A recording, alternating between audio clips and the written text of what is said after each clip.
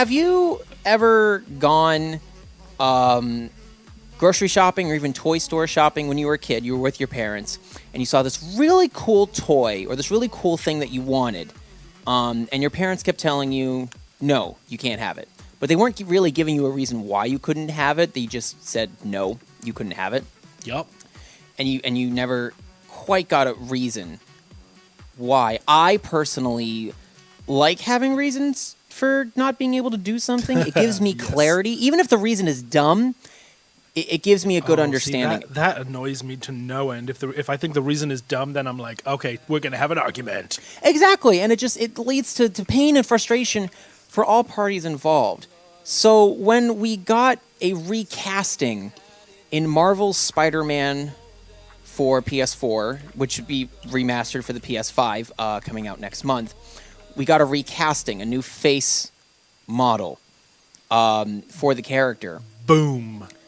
And the reason that they gave us Oh dear, oh dear, oh dear. for this change was that the technology wasn't quite suited. The PS5 technology wasn't quite suited to that of the actor who portrays Spider-Man in the PS4 version, just based on, bone structure and such. And they wanted a better motion capture to match with Yuri Lowenthal's voice performance. That's the person who voices the character of Spider-Man in the franchise.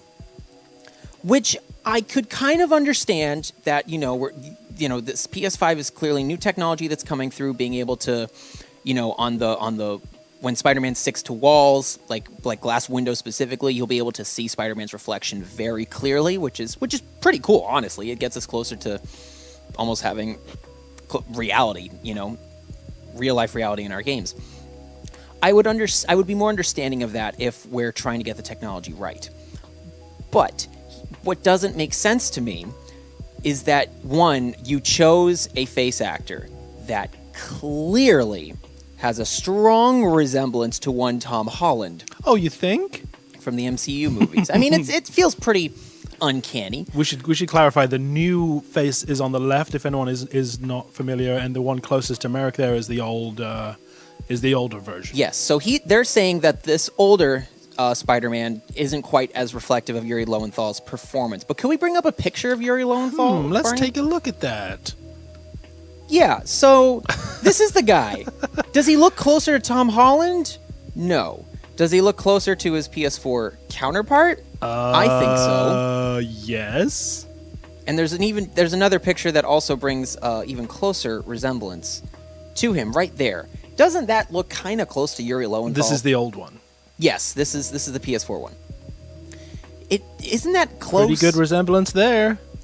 So for them to say that they needed an actor to better replicate Yuri's performance, I don't buy it for a hot minute. It doesn't add up. I don't appreciate, and I think the rest of the fan community too also doesn't appreciate feeling like they're openly being lied to. If they had chosen any other actor, quite frankly, to better replicate the performance, yes, it would have been an adjustment for us to make, but I think we could eventually understand that it was for the sake of technology.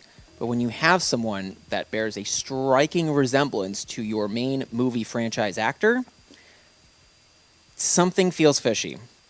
Do you think they would have the ability to be honest about that, though? No, because they're admitting that they're copping out for the sake of what ultimately makes money at the end of the day, which is movies. Well, and they can't officially use Tom Holland's face. No. Well, it depends on what contracts that people sign. That's ultimately what it comes down to use likeness and stuff. Like, for example, in the Madden games, Bill Belichick doesn't sign off on being able to use his facial likeness for Madden, so they always get some random Joe Schmo to do it, but Bill Belichick is never actually in a Madden game because he's not okay with that. So do they call him like Bill Schmellercheek? Sure, you can name him that. No, I mean, what is he called in the game? Do they have the rights to his name? I don't think they do, to be honest. I think he's just another... I honestly think it's a totally different name. That's interesting. Weird fun fact. Everyone else is okay with it, just not him. But which kind of makes sense when you know Bill Belichick. Right. Now, I'm not sure exactly if Tom Holland... I think Tom Holland would honestly be okay with signing off on something like this, because he's a kid like me, like everyone else, close in age. Like, do you want to be in one of the greatest superhero games of all time? Sure. Yeah. So, or maybe rather than pay him to sign off on it, maybe they just decided to get a close stunt double. Now, to be frank, I don't personally agree with the death threats that the game director has received for needing to change back to the old Spider-Man. That's I think awful. that's a bit extreme. That goes against the hero that you guys idolize. You're acting kind of like the Sinister Six, and I wish I thought of bringing up the tweet, but you can go find it out there on the internet, that he said, don't act like the Sinister Six with these death threats. Be like Spider-Man, be greater, be a hero, be a decent ass person. Things of that nature.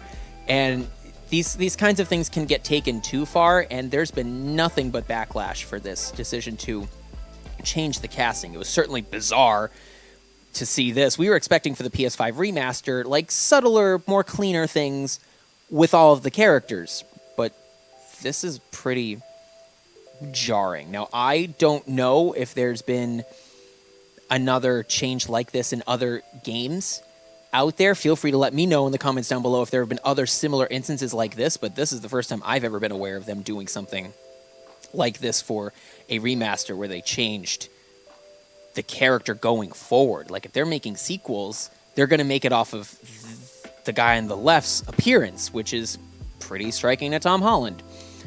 So it's just interesting. And Barney, if you wouldn't mind bringing up as well our images of Miles as well, which we're very excited about to be getting. Miles Morales coming out next month. Just pre-ordered it, by the way. So we will be playing that on the show when it comes out. Yeah. So this is an image of Miles Morales from the PS4 game, looking younger than the PS4 Peter Parker. Looking younger than the PS4. Looking much younger than the PS4. And then if you could show... Yeah, which is important because Peter Parker is a mentor. Yeah. Peter, for those that don't know or may have forgotten, by the time the game starts, the first game in this Marvel Gamerverse, Spidey has been Spidey for 8 years.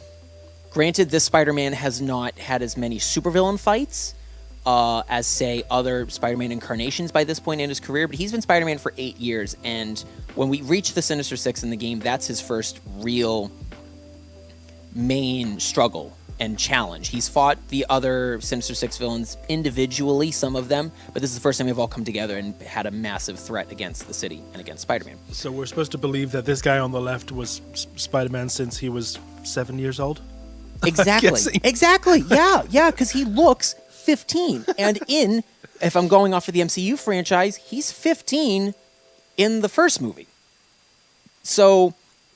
Weird. Just weird. It is weird. Yeah, it doesn't add up with the timeline. And then if you could show the other one. So this is the upcoming Miles Morales game, his image. And I understand the haircut does make him look more mature by this point. It's 1 year ahead of the Spider-Man PS4 game. I just want this Miles Morales to hold me. He does seem quite comforting. Come on. So you're going to tell me that this guy is younger than the Tom Holland Spider-Man in... It doesn't add up. Now Spider-Man Miles Morales looks like the Master. Yeah. The student becomes the master, I guess. But in some weird universe-shifting way. But, speaking of universe shifting... We're not there at that segue yet. Good try, though. Just to wrap up, I just don't appreciate being lied to, especially by these big corporations, especially when the lies just feel blatant. And I'm sure there is some truth to the technology needing to be there for how they want it. I'm sure it's real, but I think it's more going towards they're wanting the movies. They want to look more like the movies. You can even kind of see that with the recent Avengers game and even some of the voice actor portrayals. I think Thor is a really good one, specifically where Travis Willingham, I think is his last name, he's clearly putting on much closer to a Chris Hemsworth performance, which I have no problem with. I personally have no problem with the movies influencing the games. Movies are always going to be the top influence on every other piece of medium. I have no problem with that. But the difference is Avengers came out as these MCU appearances. Spider-Man's been out for 2 years, and now they're de-aging him and giving him plastic surgery.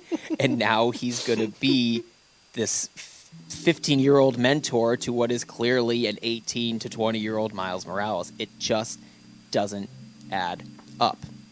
And I don't buy that you're trying to be closer to the voice actor, because you already had it pretty close. Very, very close.